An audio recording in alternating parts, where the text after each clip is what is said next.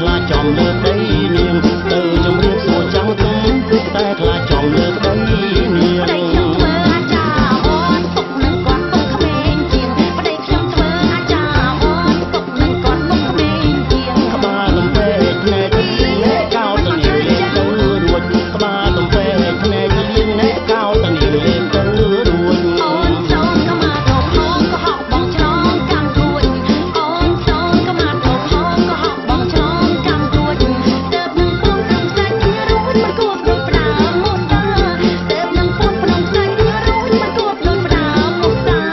អូននៅក៏មុំទេបងដប់រាល់ដងគឺបងអូនណាអូននៅក៏មុំទេបងដប់រាល់ដងគឺបងអូនណាខ្ញុំត្រូវតែដោះវ៉ែនតាអង្គការក៏មុំមែនតាខ្ញុំត្រូវតែដោះវ៉ែនតានេះអស់ចាក៏មុំមែនតាខ្ញុំក៏មកមិនក៏បងឯងមិនចេះមើលទេមើលតែតាគៀកទៅដឹង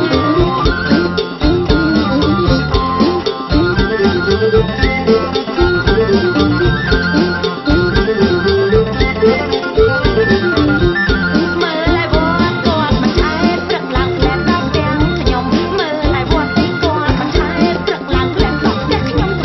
ទៅជំរាបសួរចាំទុំតែខ្លាចចំលើដីនាងទៅជំរាបសួរចាំទុំតែខ្លាចចំលើដីនាងប្តីខ្ញុំធ្វើអាចារ្យអូនពុកនឹងគាត់ពុកក្មេងជាងប្តីខ្ញុំធ្វើអាចារ្យអូនពុកនឹងគាត់ពុកក្មេងជាងក្បាលទំពេភ្នែកនាងកោតទៅនាងលេងទៅរួចក្បាលទំពេភ្នែកនាងកោតទៅនាងលេងទៅរួចអូនសូនក៏មកទៅផងក៏ហក់បងឆ្លងចាំរួចអូនសូនក៏មកទៅផងក៏ហក់បងឆ្លងចាំរួចទើបនឹងពួនក្នុងស្ដេចរួចមកគួបដូចផ្ដើមមកតាទើបនឹងពួនក្នុងស្ដេចរួចមកគួបដូចផ្ដើមមកតាអូននៅក៏មុំទេបងដប់រាល់ដងគឺបងអូនណាអូននៅក៏មុំទេបងដប់រាល់ដងគឺបងអូនណាខ្ញុំត្រូវតែដោះវ៉ែនតាអង្គការក៏មុំមែនតាខ្ញុំត្រូវតែដោះវ៉ែនតាអស់ចាក៏មុំមែនតា